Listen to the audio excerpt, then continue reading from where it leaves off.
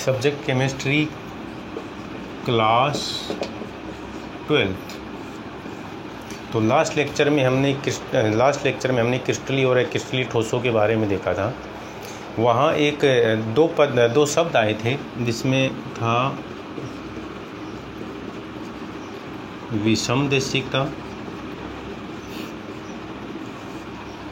व समदेशिकता।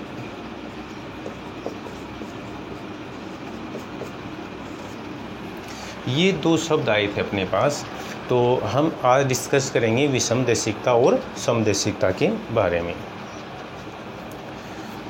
तो पहले अपन विषमदेशिकता को लेते हैं। देखो, विषमदेशिकता क्या होती है? विषमदेशिकता है जैसे अपने पास एक ठोस है, हमने एक ठोस लिया है। इस ठोस में दो प्रकार के कण व्यवस्थित हैं। ठोस में दो प्रकार के कण हैं। एक तो ये बड़े सर्किल वाले कण हैं, दूसरा हम ये छोटे बिंदु के रूप में अपन कण लेते हैं। ये कण एक व्यवस्थित क्रम में व्यवस्थित हैं। इसका मतलब क्या हुआ कि जब कण व्यवस्थित होते हैं तो ये कौन से प्रकार के क्रिस्टलीय ठोस होंगे? मतलब कोई भी कण यदि व्यवस्थित होता है, नियमित रेगुलर अरेंजमेंट में होता है, तो हम उसको क्रिस्टलीय ठोस कहते हैं। तो यहाँ हमने एक क्रिस्टलीय ठोस की क्या की है? कल्पना की है। ये एक क्रिस्टलीय ठोस है। इस ठोस में अवयवी कण जो हैं वो क्या है? निश्चित क्रम में व्यवस्थित हैं। निश्चित क्रम में व्यवस्थित है। क्योंकि पहला पैटर्न जब अपन देखेंगे तो ये बड़े कण हैं, फिर यहाँ छोटे कण आ रहे हैं, फिर छोटे कण बड़े कण। तो अपन कह सकते हैं कि ये जो ठोस है ये क्या है? क्रिस्टलीय ठोस है। ये कैसा है? क्रिस्टलीय ठोस है। ठीक है। अब हम क्या करेंगे? इस ठोस में कुछ भौतिक गुण कैलकुलेट मेजर करते हैं। भौतिक गुण कौन से? भौतिक गुण जैसे तनन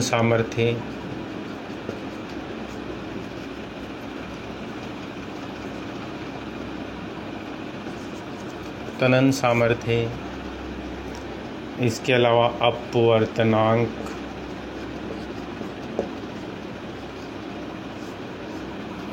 मतलब हम कुछ भौतिक गुण इस सॉलिड में मेजर करेंगे। ठीक है। तो अपन मान लेते हैं कि अपन इस ठोस में अपवर्तनांक की जो वैल्यू है ना वो क्या करेंगे? ज्ञात करते हैं, मेजर करते हैं। तो अपवर्तनांक ज्ञात करने के लिए हमें क्या करना पड़ेगा? इस ठोस में से विकिरण पास करनी पड़ेगी। तो मान लीजिए हमने यहाँ दो विकिरण पास करते हैं, विकिरण ए और दूसरी हम करते हैं विकिरण बी। तो हमने यहाँ दो विकिरण पास किए, विकिरण ए और विकिरण बी। ठीक है। तो अब अपन क्या करेंगे? विकिरण ए का अपवर्तनांक ज्ञात करेंगे, फिर विकिरण बी का अपवर्तनांक ज्ञात करेंगे। तो अपन मान लीजिए कि विकिरण ए का अपवर्तनांक हमने x ज्ञात किया। ठीक है। विकिरण ए का अपवर्तनांक क्या है?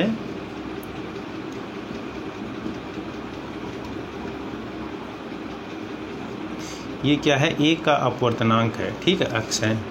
ए का अपवर्तनांक क्या है? x है। बी का अपवर्तनांक हम क्या मान लेते हैं? y है। बी का अपवर्तनांक क्या है? y है। विकिरण ए का अपवर्तनांक x है, विकिरण बी का अपवर्तनांक y है। तो ठोस एक ही है। एक ही ठोस में हमने क्या किया? दो विकिरण पास किए। ठीक है। तो हम देखेंगे कि जो x की वैल्यू है, x क्या है? विकिरण ए का अपवर्तनांक है, और ये x की वैल्यू नॉट इक्वल y। ठीक है। मतलब एक ही प्रकार के ठोस में हमने दो भिन्न डायरेक्शन में अपवर्तनांक ज्ञात किया है, और ये अपवर्तनांक के मान हमें क्या आते हैं? अलग अलग प्रकार से आते हैं। इस गुण को ही हम क्या कहते हैं? अपवर्तनांक कहते हैं। तो आप समझ सकते हैं विषमदेशिकता क्या है? इस गुण को क्या कहते हैं, सॉरी, विषमदेशिकता कहते हैं। विषमदेशिकता क्या है? जब हम ठोस में विभिन्न भौतिक गुण जैसे तनन सामर्थ्य, अपवर्तनांक आदि के मान भिन्न भिन्न दिशाओं में ज्ञात करते हैं तो ये मान भिन्न भिन्न प्राप्त होते हैं। इस गुण को ही हम क्या कहते हैं? विषमदेशिकता कहते हैं। विषमदेशिकता जो दर्शाते हैं वो कौन दर्शाते हैं? क्रिस्टलीय ठोस प्रदर्शित करते हैं। विषमदेशिकता को कौन से ठोस प्रदर्शित करते हैं? क्रिस्टलीय ठोस। तो क्रिस्टलीय ठोस कौन सी देशिकता दर्शाते हैं? विषमदेशिकता दर्शाते हैं। क्रिस्टलीय ठोस क्यों दर्शाते हैं? इसका कारण क्या है? इसका कारण क्या है कि क्रिस्टलीय ठोस जो हैं वो क्या होते हैं? विषमदेशिक होते हैं। इसका कारण है कि जो क्रिस्टलीय ठोस होते हैं, मतलब इनमें अवयवी कण जो हैं,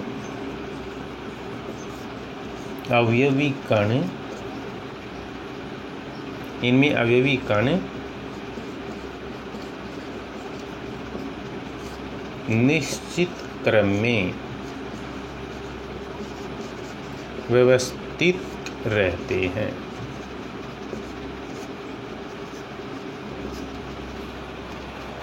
निश्चित क्रम में व्यवस्थित रहते हैं। तो क्रिस्टलीय ठोस क्या होते हैं? विषमदेशिक होते हैं। इसका रीजन क्या है? क्योंकि क्रिस्टलीय ठोसों में अवयवी कण निश्चित क्रम में व्यवस्थित रहते हैं, इसलिए क्या दर्शाते हैं? विषमदेशिकता।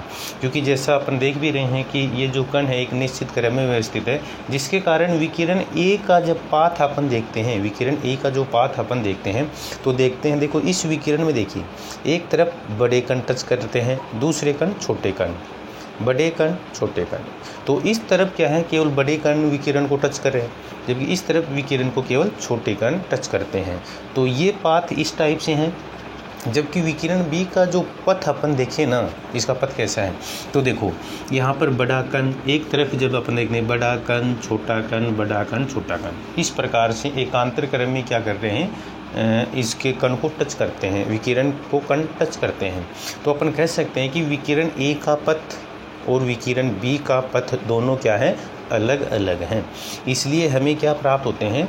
इनके जो गुण हमें प्राप्त हुए अपवर्तनांक के, वो दोनों डायरेक्शन में क्या प्राप्त हुए? भिन्न प्राप्त होते हैं। क्लियर? ये हो गया विषमदेशिकता। इसके बाद में हम देखेंगे समदेशिकता।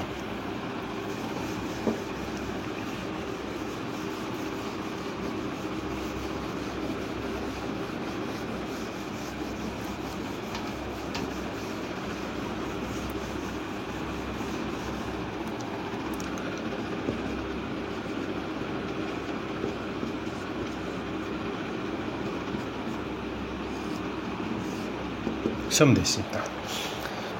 समदेशिकता में क्या होता है? मान लीजिए अपने पास एक ठोस है, इस ठोस में कणों का कोई व्यवस्था नहीं है, कण बिल्कुल से अव्यवस्थित हैं। दो प्रकार के कण हैं, एक डॉट वाले कण लिए हमने, ये डॉट वाले कण, और दूसरे वाले जो कण हैं वो सर्किल के रूप में लिए, बड़े कण लिए अपन ने। तो यहाँ दो प्रकार के कण हैं।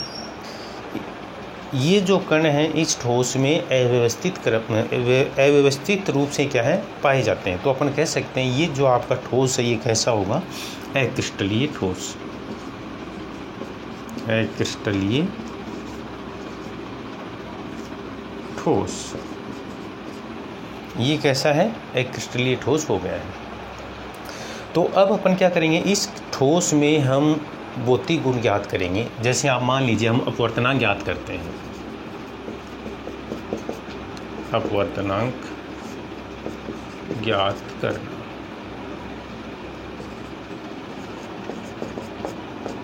तो इसके लिए अपन ने विकिरण पास से की, ठीक है, हमने क्या की? विकिरण पास की। तो जब अपन विकिरण पास करते हैं, जैसे मान लीजिए आपने ए विकिरण पास की, आपने बी विकिरण पास की, ठीक है। तो जब अपन पास करते हैं तो हम देखते हैं कि ए और बी का पथ है वो लगभग सा क्या आता है? सेम आता है। सेम क्यों आता है? क्योंकि यहाँ जो ठोस है उस ठोस में अवयवी कण क्या नहीं है? कोई निश्चित क्रम में व्यवस्थित नहीं है। अव्यवस्थित रूप से अपन ये कह सकते हैं, तो हमें जो ए और बी के मान प्राप्त हो, जैसे मान लीजिए ए का अक्ष अपवर्तनांक ज्ञात हुआ, बी का वाई प्राप्त हुआ, तो यहाँ अक्ष इक्वल क्या होगा, ए होगा। मतलब विकिरण ए और बी के जो अपवर्तनांक हैं वो हमें क्या प्राप्त होते हैं, अबाउटली क्या होते हैं, समान, अप्रोक्सीमेटली हमें क्या होंगे, सेम प्राप्त होते हैं। तो अपन क्या कह सकते हैं, इस गुण को क्या कहेंगे, हम समदेशिकता कहेंगे। तो समदेशिकता जो है, समदेशिकता क्या है, जब ठोस के विभिन्न भौतिक गुण जैसे अपवर्तनांक, तनन सामर्थ्य आदि के मान ठोस में भिन्न भिन्न डायरेक्शन में ज्ञात करते हैं, तो हमें ये मान लगभग समान प्राप्त होते हैं। इस गुण को हम क्या कहते हैं, समदेशिकता कहते हैं। समदेशिकता का गुण जो है वो कौन दर्शाते हैं, समदेशिकता का गुण कौन दर्शाते हैं, अक्रिस्टलीय ठोस दर्शाते हैं। अक्रिस्टलीय ठोस क्यों दर्शाते हैं, इसका रीजन जब अपन देखना चाहें, कारण तो अक्रिस्टलीय ठोस जो है इनमें कण त्रिविम में अव्यवस्थित क्रम में पाए जाते हैं। क्लियर। अक्रिस्टलीय ठोस समदेशिकता क्यों दर्शाते हैं, क्या दर्शाते हैं, समदेशिकता दर्शाते हैं। समदेशिकता दर्शाने का कारण क्या है, इनमें अवयवी कण त्रिविम में अव्यवस्थित क्रम में पाए जाते हैं। ये आपका हो गया क्रिस्टलीय और अक्रिस्टलीय ठोसों की देशिकता। तो समदेशिकता और विषमदेशिकता के बारे में आपने देखा। समदेशिकता जो है, समदेशिकता कौन दर्शाते हैं, अक्रिस्टलीय ठोस दर्शाते हैं, जबकि विषमदेशिकता क्रिस्टलीय ठोस दर्शाते हैं।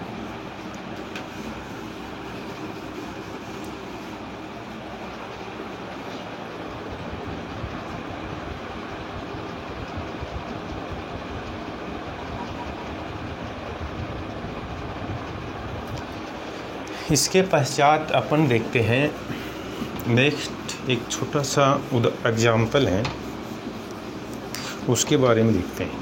एग्जाम्पल क्या है कि जो कांच और जो क्वार्ट्ज होता है उसके बारे में देखना हमें। कांच एक होता है क्वार्ट्ज, कांच और क्वार्ट्ज। कांच जो है ये अक्रिस्टलीय ठोस है, कैसा है, अक्रिस्टलीय ठोस है, जबकि क्वार्ट्ज जो है ये क्रिस्टलीय ठोस है। इसका क्या रीजन है, इसका रीजन है इनमें अवयवी कणों की व्यवस्था। कैसे, जो कांच होता है, कांच में जो अवयवी कण हैं, अवयवी कण त्रिविम में अनियमित क्रम में, अनियमित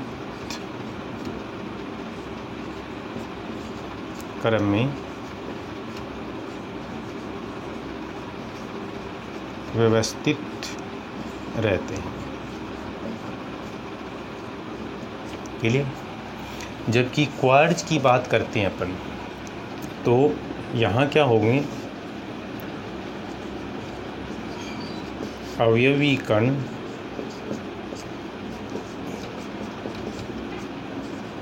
त्रिविम में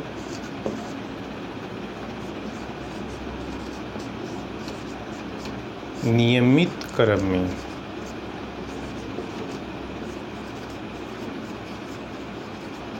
व्यवस्थित रहते हैं।